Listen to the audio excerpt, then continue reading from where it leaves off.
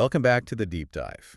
Today, we're really digging into something fundamental, something that, well, shapes almost everything we do, how we actually learn. Yeah, it's everywhere. But instead of a dry lecture, we thought we'd start somewhere maybe a little surprising. COVID-sniffing dogs. Oh, that's a great example. I mean, think about it. Their sense of smell, that's just raw biology, incredibly powerful. Right, that's innate. But getting them to reliably pick out the specific scent of COVID and not confuse it with the flu or, someone who just ate a garlicky pizza. Right. That pinpoint accuracy, that's not born, it's made. It's all down to really intensive training based on these psychological principles we're going to talk about. Exactly. The talent's the baseline, but the skill, that change in behavior, that's learning. So that's our mission for this deep dive. Yeah. To pull out the core mechanisms, the engines, really, behind pretty much all learned behavior. And we should probably define what we mean by learning formally. It's generally seen as a systematic, relatively permanent change in behavior that happens because of experience. Okay. Systematic, permanent-ish through experience. Got it. And, historically, you have to give a nod to the early behaviorists. They really laid the groundwork.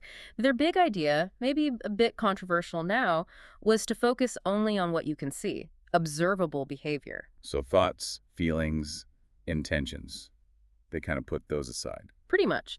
For strict behaviorists, mental stuff was either irrelevant or just impossible to measure scientifically at the time. And crucially, they believed the rules of learning were, well, universal. Universal meaning? Meaning the same basic principles apply whether you're a rat learning a maze, a pigeon pecking a disc, or a human learning, calculus. Bit a bold claim, but powerful if true. It is. So for today, we're focusing on three main branches that stem from this thinking but also move beyond it. First, there's associative learning, which breaks down into classical and operant conditioning. Okay. And then observational learning, which is where cognition, thinking, really starts to come into the picture more explicitly. All right, let's tackle that first one. Associative learning, specifically classical conditioning. You said it's about anticipation. Exactly. It's learning that two things go together, two signals or stimuli, so the organism can, predict what's coming next. Okay, prediction. Let's make it concrete. Pavlov's dogs are famous, but maybe something more human. Right. How about Bob in the shower? A classic, if slightly painful, example. Uh-oh. Bob in the shower. Sounds ominous. Okay, imagine. Bob's having a nice shower. Someone else in the house flushes the toilet. Suddenly, the cold water pressure drops. There's a blast of scalding hot water, and Bob, naturally, jumps back, maybe yells a bit. Yeah, I can picture that. The hot water is the key event there. Precisely. That scalding water is what we call the unconditioned stimulus, or US. It automatically, without any learning, triggers a reaction. And Bob jumping and yelling. That's the unconditioned response, the UR. It's reflexive, unlearned. Now, the sound of the toilet flushing, initially that's nothing. It's a neutral stimulus. Bob doesn't react to it. Okay, makes sense so far. But if that flushing sound happens right before the scalding water a few times, pair them together. I see where this is going. Pretty soon, just hearing the flush. Exactly. Just the sound of the flush alone is enough to make Bob tense up, maybe even jump, before the water even changes temperature. So the flush sound isn't neutral anymore. Nope. It's become the conditioned stimulus, the CS. It's the learned signal. And Bob's panic or jump to the sound is now the conditioned response, the CR. That sound has learned power. Okay, but for that learning, that acquisition, to stick, it's not just random, right? You need specific conditions. Absolutely. Two key factors. First, contiguity. The CS, the flush, and the US, the scald, need to happen close together in time. If the flush happens 10 minutes before the water changes, Bob's not going to link them. Needs to be immediate. Pretty much. And second, and this is really crucial, contingency. The CS, the flush, has to be a reliable predictor of the US, the scald. Reliable predictor, meaning it gives Bob useful information. Yes. If the toilet flushes all the time, randomly, and only sometimes leads to hot water, the association won't be as strong. But if the flush almost always means, watch out, hot water coming, then Bob learns fast. The signal has to mean something. Got it. Contiguity and contingency.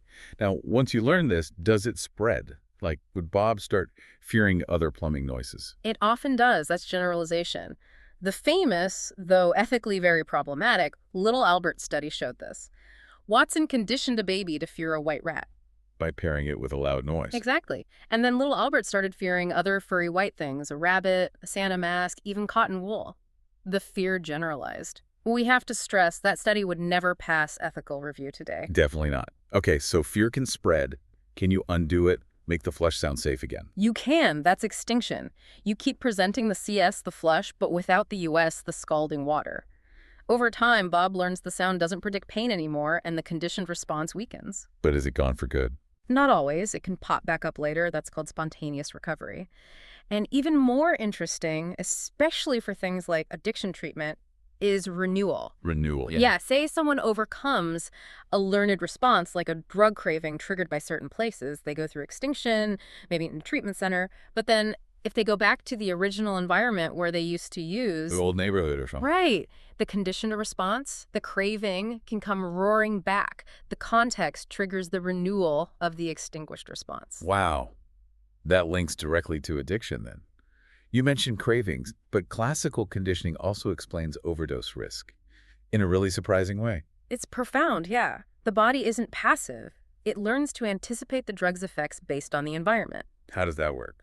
Okay, so the cues associated with taking the room, maybe the smell, seeing the needle or whatever, they become conditioned stimuli. They signal the drug is coming. And the body's response, the CR, is often the opposite of the drug's direct effect, the UR. It's trying to compensate, to maintain balance. So if the drug usually increases heart rate... The body learns to decrease heart rate when it sees the cues. Exactly. It braces for impact. Now, imagine the person takes the same dose they always take, but in a completely new, unfamiliar place. The usual cues aren't there. Right, no conditioned stimuli. So the body doesn't make that preparatory, compensatory response. And the drug hits with full force. Precisely, leading to a much higher risk of overdose, even with a dose the person has tolerated many times before in the usual setting. It's the lack of the learned environmental cues. That's sobering. Okay, shifting gears slightly, but still in classical conditioning. What about taste aversion? That feels a bit different. It is. It's a really special case. It often breaks the contiguity rule. You usually only need one pairing of a specific taste, the CS, with feeling sick later, the URCR. Just once, and it can last forever. Often, yes. And the timing can be spread out. You eat something, feel sick hours later, and still develop the aversion. Evolutionarily, this makes perfect sense, right? You don't want to keep trying potentially poisonous foods multiple times. Learn fast, or don't survive. Pretty much. And what's really interesting is the taste gets blamed even if the sickness had nothing to do with it. Like you eat tacos, then catch a stomach bug later that day. Bye-bye tacos, forever. Exactly. Even though the tacos were fine, the association is just that strong. But we can actually use this. Use it how? Well, think about chemotherapy patients. Chemo often causes intense nausea. Patients can start developing aversions to healthy foods they eat before treatment. Oh, that's terrible. They need that nutrition. Right. So researchers developed a scapegoat technique. They give the patient a very distinctive, maybe unusual candy flavor, like, say, coconut lime lifesavers, right before the chemo session. Ah, so the nausea gets linked to the candy. Instead of the meal they ate earlier. The candy becomes the scapegoat CS, protecting the association with the essential foods. Pretty clever, huh? Very clever. And one last one here. The placebo effect. Is that classical conditioning too? It often has a strong classical conditioning component, yes. Think about it. A pill or an injection that's initially neutral, but it gets paired repeatedly with an active drug, the US, that actually causes pain relief or reduces symptoms, the UR. So eventually the pill itself. The pill or the needle, the CS, starts to trigger a conditioned response, the CR, like pain reduction or feeling better, even if the pill contains no active drug. It's a learned physiological response based on expectation. Learned expectancy. Okay, that covers a lot of ground for classical conditioning. Let's move to the second type of associative learning. Operant conditioning. How's this different? Okay, so if classical conditioning is about learning associations between stimuli and triggering largely involuntary responses, operant conditioning is about learning the association between a voluntary behavior and its consequence. Voluntary behavior and consequence. So stuff we do and what happens afterward. Exactly. It explains why we choose to do certain things and not others. It really started with E.L. Thorndike and his law of effect. The law of effect. Super simple, really. Behaviors that are followed by satisfying consequences tend to be repeated. Behaviors followed by unpleasant consequences are less likely to be repeated. Makes intuitive sense. Get something good, do it again. Get something bad, maybe don't. Right, and B.F. Skinner really ran with this, developing the whole framework of operant conditioning, often using his famous Skinner box. He focused on operant behavior, things the organism just does spontaneously, operating on the environment. Okay, but hang on. If it's just about spontaneous actions, how do you explain complex learned behaviors? Like training those COVID dogs or a service animal doing intricate tasks. They don't just spontaneously start sorting laundry, do they? No, definitely not. That would take forever. That's where shaping comes in. Shaping. Yeah, you reward successive approximations of the target behavior. So for the dog in the laundry, maybe first you reward just looking at the laundry basket, then only reward touching it, then only picking up an item, then only carrying it towards the machine. You get the idea. You gradually raise the bar for earning the reward, shaping the behavior step by step towards the complex goal. Rewarding steps along the way. Got it. Now the terms here, reinforcement and punishment, sometimes get mixed up, especially positive and negative. Oh yeah, they trip people up all the time. The key thing to remember about reinforcement, both kinds, is that it always increases the likelihood of a behavior happening again. Always. Increases behavior. Okay. So, positive reinforcement. That's adding something desirable or pleasant after the behavior. You do your homework, you get praise, you press a button, nice music starts playing, adding a good thing. Simple enough. Negative reinforcement. This is the tricky one. It is, but think of it as removing something unpleasant or aversive. You have a headache, you take an aspirin, and the headache goes away. Taking aspirin is reinforced because it removed the pain. Okay. Or like the annoying seatbelt buzzer in the car. You buckle up, the annoying sound stops. Perfect example.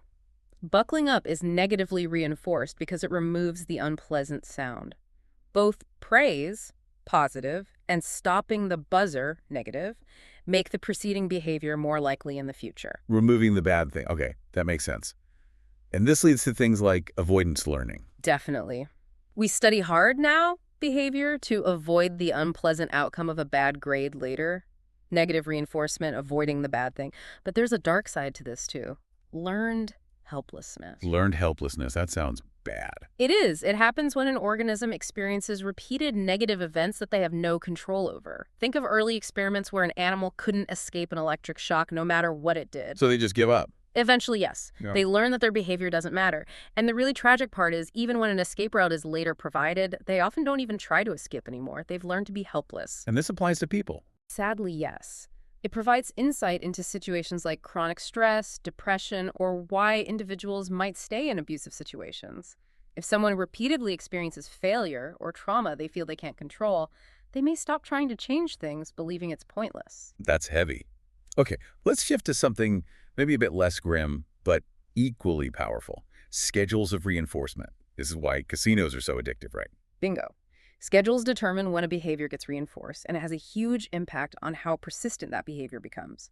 The slot machine is the classic example of a variable ratio schedule. Variable ratio. Break that down. Okay, ratio means reinforcement depends on the number of responses, how many times you pull the lever or push the button. Variable means the number of responses needed for a payoff changes unpredictably. So you might win after one pull, or after 500 pulls. You just don't know. Exactly, and that unpredictability is incredibly powerful. It generates very high, steady rates of behavior, keep pulling that lever, and it's extremely resistant to extinction. Hope springs eternal, you know. Then maybe the next one, effect. Okay, what about other schedules? Well, you have interval schedules, which are based on time.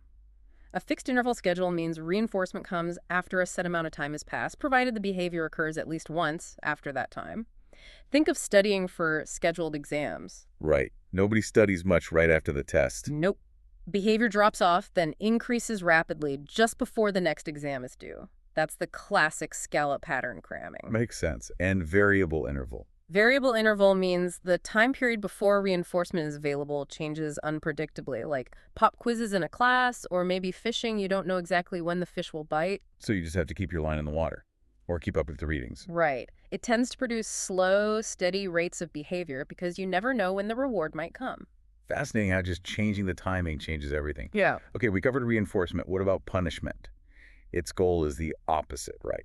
Correct. Punishment always aims to decrease the likelihood of a behavior. Decrease behavior. And like reinforcement, there's positive and negative. Yep. Positive punishment involves adding an unpleasant stimulus after the behavior. Scolding a child, giving extra chores, getting a speeding ticket. adding something bad. Got it. And negative punishment. That's removing a pleasant or desirable stimulus. Grounding a teenager, removing freedom. Taking away phone privileges, removing a desired object. Timeouts for young kids, removing attention and stimulation. Taking away something good. Okay. Adding bad or removing good, both to stop the behavior. One last point on operant stuff. Timing. Does it matter if the reward or punishment is delayed? For animals, immediacy is usually key, but humans are different. We can connect our behavior to long-term consequences. We can save money now, behavior for car later, delayed reinforcement. Or we know that slacking off all semester behavior might lead to bad grades later, delayed punishment. But it doesn't always work that way, does it? No, that's the conflict. Immediate, smaller rewards like the pleasure of eating junk food or the distraction of scrolling social media often win out over larger delayed punishments like future health problems or lost productivity. The immediate consequence often has more power. The eternal struggle. Okay, this ties into things like applied behavior analysis, or ABA, right? Using these principles in the real world. Exactly. ABA is basically the systematic application of operant conditioning principles, reinforcement, shaping, extinction, etc., to change socially significant human behaviors. It's used in workplaces, schools, therapy. And it's particularly known, maybe controversially, in relation to autism spectrum disorder. Right. There's solid evidence that ABA techniques can be very effective in teaching crucial skills, language, social skills, daily living tasks to individuals with ASD. However, there's also significant criticism, particularly from the neurodiversity advocacy movement. What's the main concern? The critique often centers on the historical focus of some ABA programs on making individuals with autism appear indistinguishable from their neurotypical peers. Critics argue this emphasis on observable behavior might neglect the person's internal experience, mask natural coping mechanisms, or even suppress identity, aiming for normalization over acceptance and accommodation. So it's a tension between proven effectiveness for certain skills and concerns about the underlying philosophy and goals. Precisely. It's an ongoing, important conversation about how we apply these powerful learning principles ethically and effectively, respecting individual differences and well-being. Okay, that makes sense. Now, let's broaden the scope beyond pure behaviorism. What about the role of thinking, of cognition, and just watching others? Yeah, the cognitive revolution in psychology really highlighted the limitations of strict behaviorism. Observational learning or modeling is a huge one. We learn a ton just by watching other people. We imitate them. Right. Albert Bandura was key here. He identified 4 processes needed for observational learning to work. First, attention. You actually have to notice what the model is doing. Okay, pay attention. Second, retention. You have to remember what you saw. Store it somehow. Remember it. Third, motor reproduction. You actually have to be physically capable of doing the behavior yourself. Watching a figure skater doesn't mean I can suddenly do a triple axel. Fair enough. Physical ability matters. And fourth, reinforcement. You're more likely to imitate a behavior if you see the model being rewarded for it. So you don't even need the reward yourself, just seeing someone else get it. Exactly. That's vicarious reinforcement. If you see your colleague praised for staying late, you might be more likely to stay late too. Conversely, vicarious punishment, seeing someone get reprimanded, makes you less likely to do the same thing. We learn from others' successes and mistakes. And it goes deeper than just skills. Observational learning can shape our attitudes and biases incredibly quickly. There was this interesting study using clips from the old TV show Ally McBeal. Ally McBeal. Okay. Participants just watched short clips where some background characters showed subtle negative facial expressions or reactions towards another character on screen, someone the participant knew nothing about. Just watching someone else react negatively? Yep. And the result. The participants who saw those negative expressions developed negative attitudes towards that target character themselves, just based on observing someone else's nonverbal disapproval. Wow. That shows how easily biases can be picked up just from observation, especially in media. Absolutely. It's a powerful mechanism. Now, beyond observation, other cognitive factors came into play too. E.C. Tolman talked about purposive behavior. Purposive, meaning goal-directed. Exactly.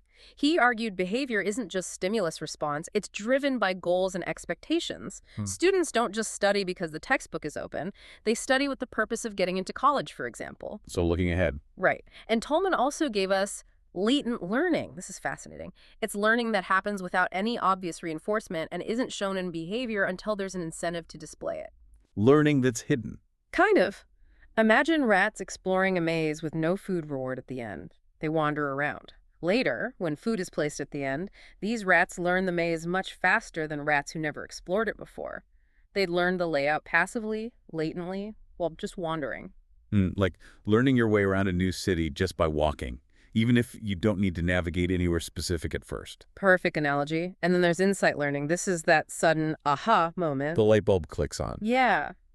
Kohler's famous studies with chimpanzees showed this. A chimp might sit for a while, seemingly stumped about how to reach a banana hanging from the ceiling, and then suddenly stack boxes to climb up. It's not slow trial and error. It's a sudden grasp of the solution. Or those orangutans figuring out they could spit water into a tube to make a peanut float up. Exactly. A sudden understanding, a restructuring of the problem. So cognition clearly plays a big role. But what about our biology? Does that set limits on what or how we learn? Oh, absolutely. Biology puts constraints on learning. One clear example is instinctive drift. Instinctive drift. Yeah, this is when an animal's learned behavior starts to drift back towards its innate instinctive patterns, even if that interferes with getting a reward. The classic examples involve training pigs and raccoons. What did they do? Trainers successfully used reinforcement to teach pigs to put large wooden coins into a piggy bank. But over time, the pigs started dropping the coins, pushing them with their snouts, rooting them in the ground. Their natural pig behaviors. Exactly, even though it delayed or prevented their food reward. Same with raccoons taught to deposit coins. They started spending ages washing the coins by rubbing them together like they instinctively do with food near water.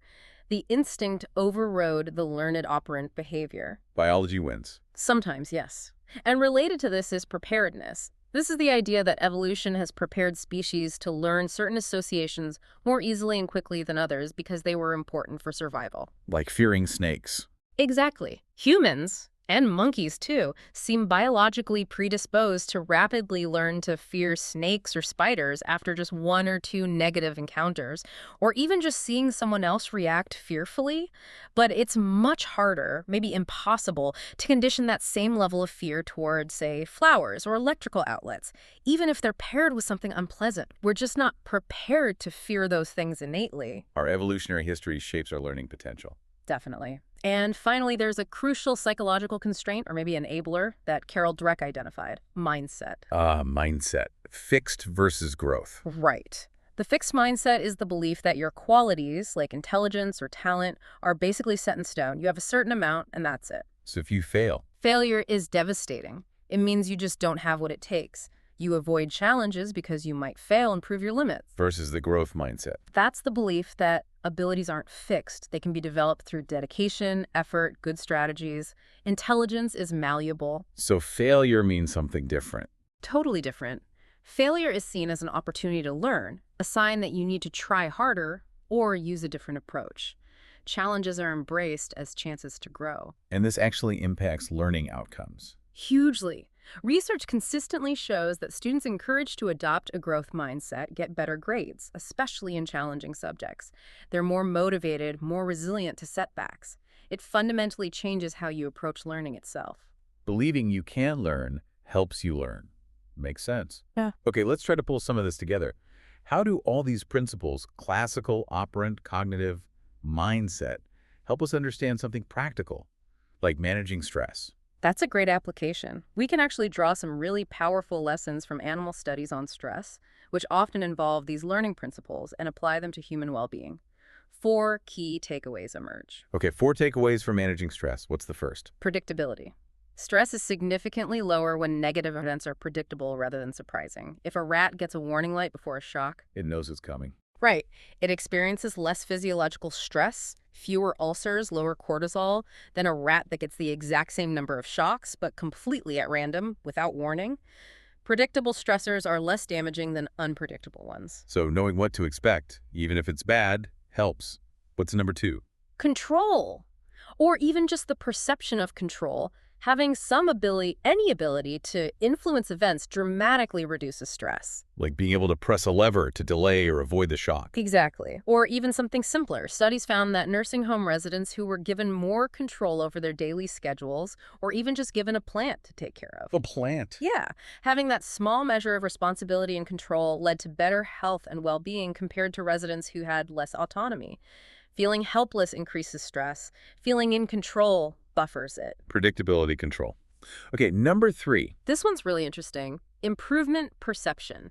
Stress seems to be lower when things are perceived as getting better, even if the absolute situation is still tough. Getting better matters more than the absolute level. It seems so. Imagine two rats, Jerry and Chucky. Jerry used to get 20 shocks a day, now he only gets 10. Chucky always got only 5 shocks a day, and still does. Even though Chucky's situation is objectively better, fewer shocks overall, Jerry might actually be less stressed because his situation is improving. The positive trajectory provides hope. Wow, the direction of change is key. Okay. And the 4th takeaway. Having outlets for frustration. When facing unavoidable stress, having some way to release tension helps mitigate the negative effects. Like exercise. Definitely. Physical activity is a great outlet, but even simpler things work in animal models, like having a piece of wood to gnaw on or another rat to, unfortunately, fight with. Having some outlet, some way to actively respond to the stress, reduces the physiological toll. Predictability, control, perceiving improvement, and outlets. Those are really practical insights derived from learning principles. They really are. They show how understanding these basic mechanisms can give us tools to manage our own experiences. So wrapping this all up, we've gone from dogs sniffing COVID through Pavlov's bells and Skinner's boxes to the power of mindset and observation, and finally, how learning principles inform stress management. It's a huge range. It really covers so much of our lives, from automatic reflexes learned through classical conditioning to the choices shaped by reinforcement and operant conditioning, right up to the complex cognitive factors like expectation, insight, and how we learn from others. It feels like a central theme weaving through all of this is the power of prediction, expectation, and perception. I think that's right. Classical conditioning is about predicting events. Operant conditioning involves expecting consequences. Observational learning relies on anticipating outcomes based on others' experiences. And mindset is fundamentally about our expectations of our own capabilities. So if our mindset, our learned belief about our ability, shapes what we even attempt to learn, and if simply perceiving that things are improving can reduce our stress, maybe the biggest takeaway isn't just what we learn, but how we learn to frame our experiences. That's a really provocative thought to end on. Perhaps the most powerful skill we can develop, using these very principles, is learning to control the narrative we tell ourselves about challenges, about setbacks, about our own potential for growth. Learning about learning itself might be the key. Learning to learn and learning to shape our perception of the learning process, Mm-hmm. that definitely gives us something to think about. Thanks for this deep dive. My pleasure. It was fascinating to connect the dots.